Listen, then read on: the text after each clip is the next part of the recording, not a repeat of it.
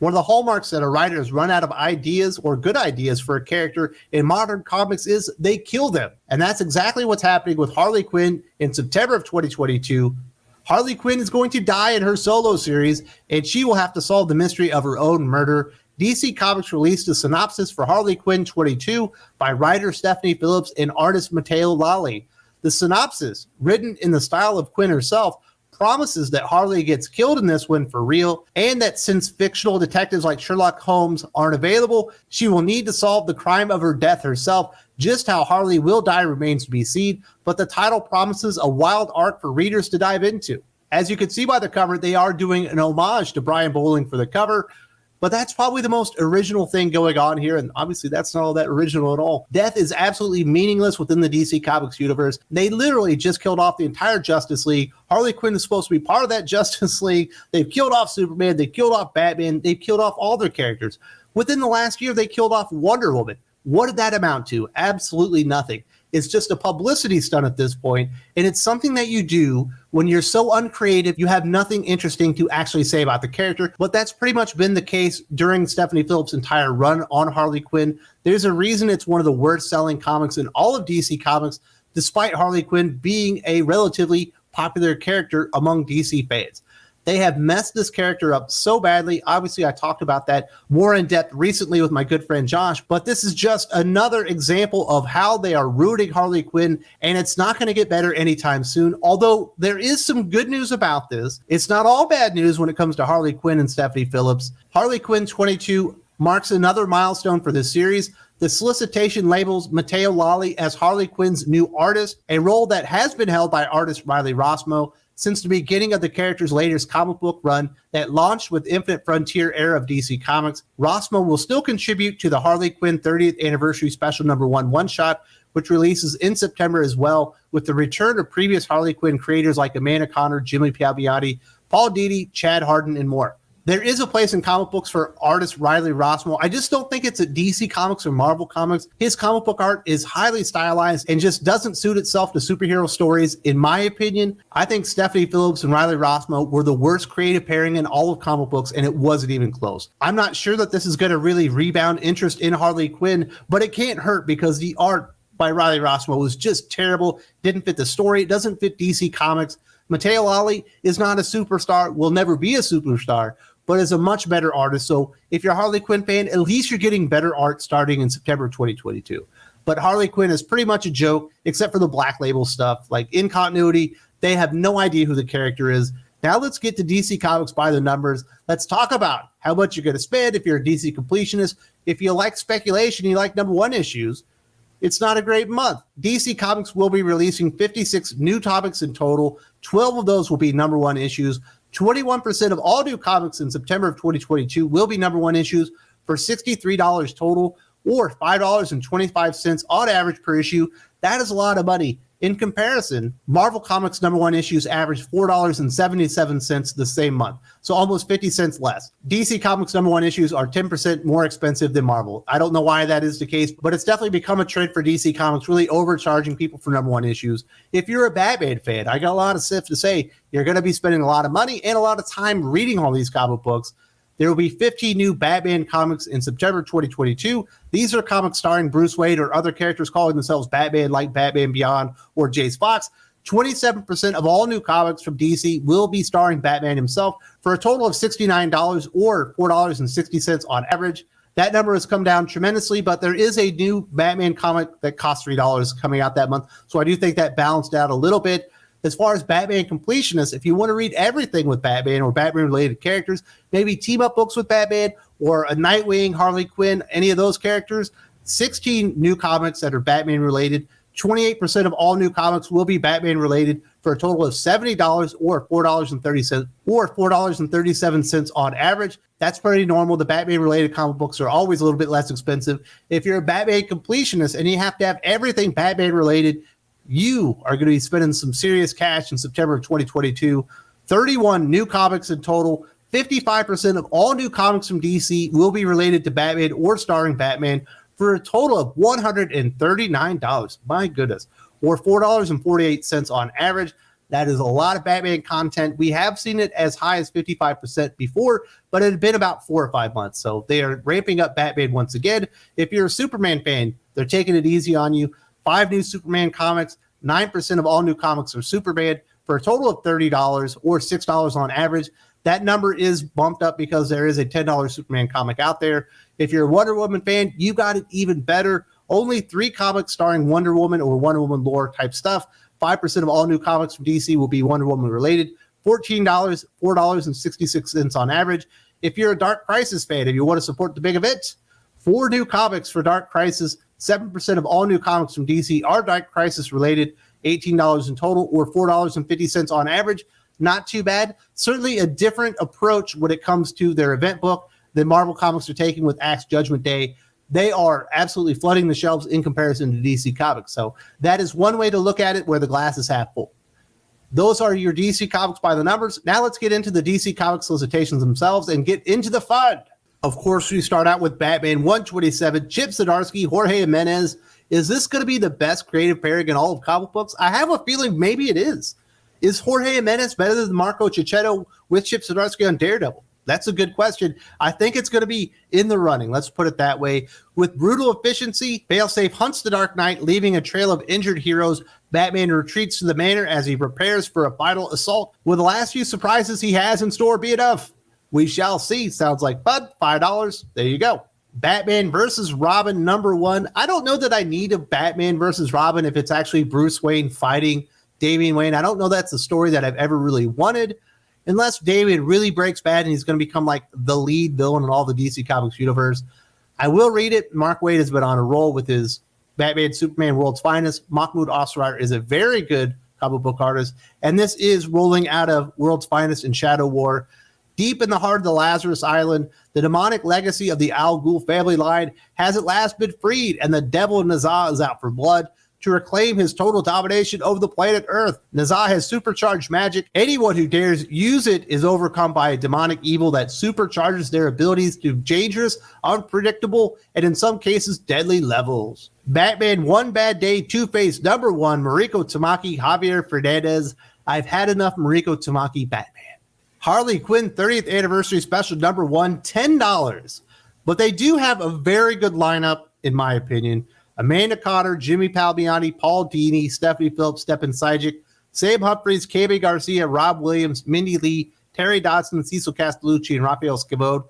Basically all the major writers that have done anything of significance with Harley Quinn over the last 30 years. So I do think they did a good job laying out the talent, but I do think Harley Quinn is in terrible shape. I'll probably skip this because I don't really like anthology issues, and this is like 30th anniversary. This is an 80th anniversary, so it's not that important to me. But they did go out and get the right creators. Tim Drake, Robin #1, Megan Fitzmartin, Riley Rossmo. Megan Fitzmartin is Sina Grace levels of bad comic book writer. Riley Rossmo is just as bad a comic book artist. This is unreadable before it ever delivers. Dark Crisis #4, Josh Williamson, Daniel Sampri, Alejandro Sanchez. I just did a video on this one. Look at this stuff here. Dark Crisis is in many ways the direct sequel to the original Crisis on Infinite Earths. Of course, they forgot about Infinite Crisis, the actual direct sequel. And of course, they're using the Marv Wolfman, George Perez name. Obviously, George Perez just passed away. I don't know if they're using this as a moment of opportunity to get people interested in the book, but they need to figure out what Dark Crisis is and how to promote it. They're over halfway done with the event when this issue comes out, and they're still changing their story. Like, this thing is doomed to fail, in my opinion. Dark Crisis, Worlds Without a Justice League, Wonder Woman #1, Tinny Howard, Leela DeLuca. I'm not reading Tinny Howard anymore unless I absolutely have to. Unless someone sends me a message that says, you have to read this because it's so bad, I'm skipping it. Dark Crisis, Young Justice #4, Megan, there we go. The Flash, 786, Jeremy Adams, Amanke Nahupan. This is tying into Dark Crisis. They are looking for Barry Allen. Have they found him by now? Wally West is exhausted and has been running nonstop since even before he had to step up in the wake of the loss of the Justice League. But has he figured out what he needs to do to free Barry? No, they haven't. Deceased, War of the Undead Gods #2, Tom Taylor, Trevor Hairside, 80 Landing. As far as I'm concerned, this is must read. I've read all of them. The original series was great. The sequel series was good. We'll see how this one goes. The undead Darkseid begins his assault on the galaxy, attacking Kruger first. Could the fate of the planet depend on the Yellow Lantern Corps teaming up with the Green Lanterns? Also, what horrors do Big Barda and Mr. Miracle find on New Genesis? They've already done Green Lanterns and Yellow Lanterns teaming up in Hal Jordan Green Lantern Corps. Superman Warworld Apocalypse #1, the finale of the Warworld saga from Philip Kennedy Johnson. I'm very, very disappointed that Riccardo Federici is not on art. Brandon Peterson and Will Conrad are fine, but Riccardo Federici has been a big part of this. I'm definitely going to read it, despite it being $7.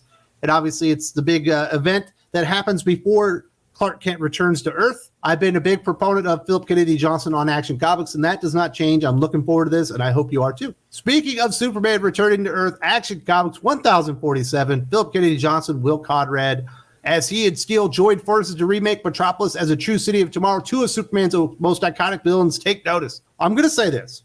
I've seen a lot of Nathan Zerdy covers. This is the worst one. I've seen some really, really, really good stuff in the past. I don't know what happened here. This looks awful. Flashpoint Beyond #5, Jeff Jobs, Jeremy Adams, and Tim Sheridan. This book has been very solid. The Clockwork Killer's identity is finally revealed as the dust settles after the showdown at Arkham Asylum. But as we learn the truth behind how the Clockwork Killer came to be, Thomas is faced with a reality-altering choice. Well, I hope he chooses wisely. You know what I mean? This has been a good series. If you need something that's DC Comics and you're frustrated, you might like this. DC Horror presents Sergeant Rock versus the Army of the Dead. Bruce Campbell. I'm a big Bruce Campbell fan ever since I watched Army of Darkness at a birthday party when I was a kid, and we all got scared senseless. I don't know that he's a good comic book writer. I've read some of the Army of Darkness kind of comic books and stuff in the past. None of them were all that good to me, so I'll probably skip this, although I am a big Bruce Campbell fan. The Human Target #7, the world's most frustrating comic writer, Tom King, and the incomparable Greg Smallwood returns to comic books. The acclaimed series returns, and Christopher only has days to solve his own murder. I really liked a lot of what's going on in here, but there's been so much character assassination, which is typical of Tom King, specifically with Martian Manhunter and with Guy Gardner, that I'm going to check it out, but I just wish they would remove that part. He's really doing a disservice to his own stories when he does that, because it turns so many people off, in my opinion. Dark Knights of Steel, Tales from the Three Kingdoms #1, Tom Taylor, Jay Kristoff, C.S. Paquette, Nate Gooden on art, and others. Dark Knights of Steel is okay. I don't need any one-shots or anything. It's not that good to me. There are aspects of it that I like, but as a fantasy story, Tom Taylor does not know how to write fantasy. He doesn't know how to do dialogue and include fantasy elements. It's actually quite frustrating. So I'm not going to do this, especially for $6. Batman: The Audio Adventures, Dennis McNichols, Anthony Marquez, and J-Bone. Man, J-Bone, that's a good name. Don't touch that dial, picking up right after the season finale of the award-winning podcast. Batman: The Audio Adventures continues in this new 7-issue miniseries. Is this needed? If you want to continue it, why not do another audio series? Like, we already have Marvel voices and no one buys those, and that's kind of the same thing. Obviously, this is a much more successful podcast audio adventure thing, but I just could not give a fuck. Batman Nightwatch #1, Jay Torres, Eric Owen, and Marcelo De Chiari. I'm kind of excited about this. This is actually a $3 DC comic. We have not seen this in a very long time, and it appears to be aimed at kids, which is very good for me. After a massive breakout at Arkham Asylum, Batman and his team are on a mission to bring all the escapees back. First on the list is Clayface. This sounds perfectly fine. I think the kid will like it. The art looks fine on the cover. Black Adam, The Justice Society Files, Adam Smasher #1, Kevin Scott, Brian Q. Miller with Travis Mercer and Marco Santucci on art. Santucci's a damn good artist. Mercer's pretty good too. This is one of those precursors to the Black Adam movie. It has nothing to do with DC Comics. Yeah, I'm probably just going to leave these alone. I'll probably get the Hawkman one just because I like Hawkman, but Adam Smasher's cool, but he's not that cool. You know what I mean? Titans United, Blood Pack #1, Kevin Scott, Lucas Meyer. I like Titans United, but I don't understand why this book exists. Like, it wasn't, like, it was okay. That's the best thing that you could say about it. But even just like the middling okay crap gets sequels nowadays at DC Comics, because a vast majority of all their stuff is such garbage, it stands out as good. It's shocking where they are right now. Kevin Scott seems like a nice guy, but he's a very average, mediocre comic book writer. Harley Quinn 22. I've already talked about this one. Detective Comics 1064, Ray and B, Raphael Albuquerque. Definitely going to be buying this one. Not happy that it's $5, but hey, if you're going to buy Batman nowadays and it's a good title, it's going to be $5. It's a tango to the death as Batman dances with an old flame while trying not to catch on fire. Woo, that's hot. Using new information about black noise, Batman investigates the music box in his possession some more, which leads to a question whether the music is actually able to contain physics-altering properties. Later, the theory is tested with Two-Face. Whoever wrote that, wrote it as boring as possible. You know what I mean? That is not a good solicitation. I'm still going to read it because I like Ray V, but my goodness. It's time to lock it up, folks. This is my lock of the month, Action Comics #1 Facsimile Edition. This is what I did for Marvel, and this is what I'm doing here for DC Comics, the comic book that started all, the greatest cover in comic book history, the genesis not only of DC Comics, but of all of comics. Action Comics #1, Jerry Siegel, Homer Fleming, Fred Gardner, and others. Art by Joe Shuster, Homer Fleming, Will Ivey, Sven Elvin, and others. This is absolutely must-buy. 64 pages of brilliance. $7 is a very nice price for a reader copy of Action Comics #1. Sent to Earth as an infant to escape a dying planet and raised by humble farmers to uphold the values of true justice and the American way, Superman is regarded by many as the greatest superhero in comics history. Now you can have your very own copy of the Man of Steel's first adventure with this handsome facsimile edition of Action Comics #1, featuring all the tales and ads from the original 1938 publication. You will believe that a man can fly. Absolutely. I'm so excited about this one. Look at this beautiful cover. So good. Absolutely my lock of the month. Buy this, put it on your pull list. Do not miss out on it. DC facsimile editions in the past have been just brilliant. They do a really good job, way better than Marvel. Aquaman Andromeda #3, Ray V, Christian Ward. $7 is a big price. It is Prestige Plus. I know for a lot of people that isn't really a selling point, but this has been a really cool comic book. Obviously, we've only had the first issue. This will be the finale. I'm definitely on board for this, but I can understand why other people wouldn't want to spend so much money. Batgirls #10, Clunrad. Enough said. Batman Beyond Neo Year #6, Colin Kelly, Jackson Lanzing, and Max Dunbar. I don't like those guys, so I'm not going to read their comic book whether it's good or not. This is who I am. I'm complicated, folks.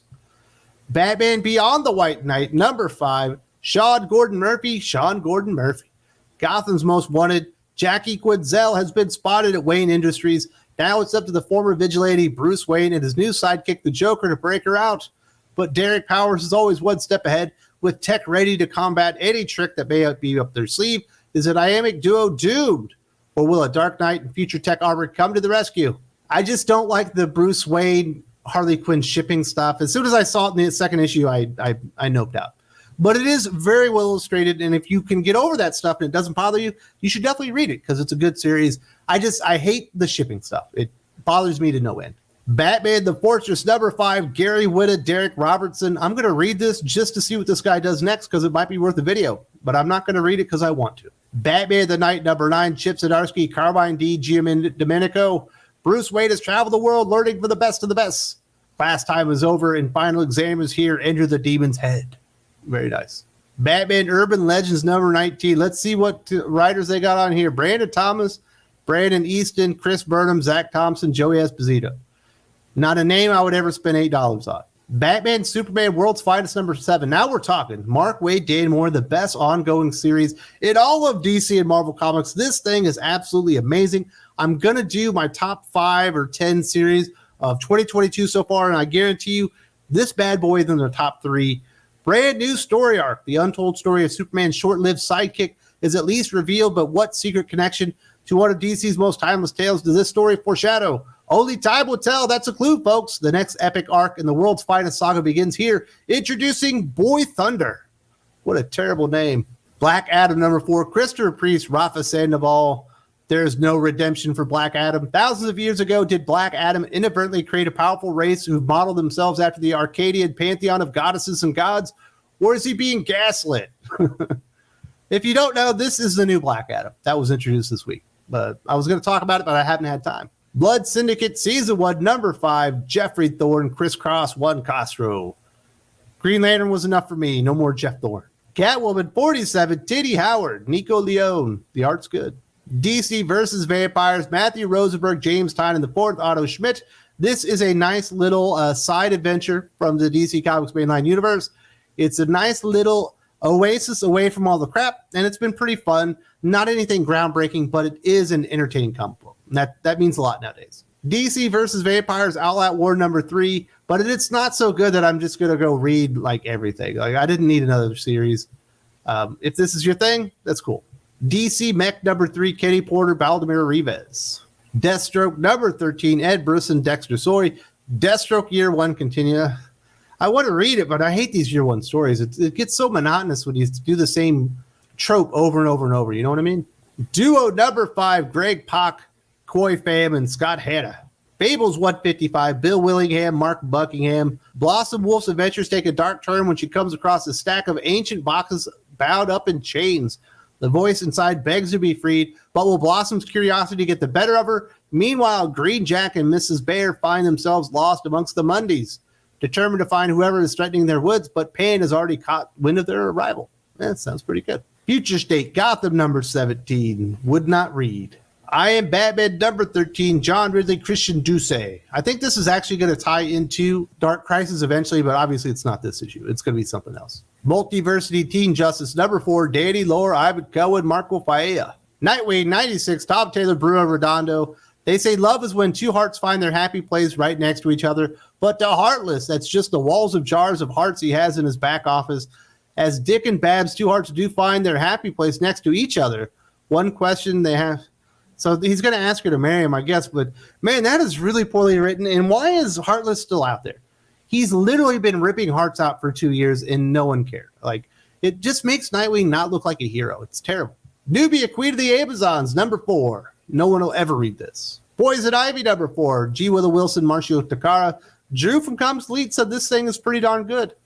Workplace harassment complaints, health code violations, and inhuman work hours. All just a few of the things that your everyday human resources representative has to deal with.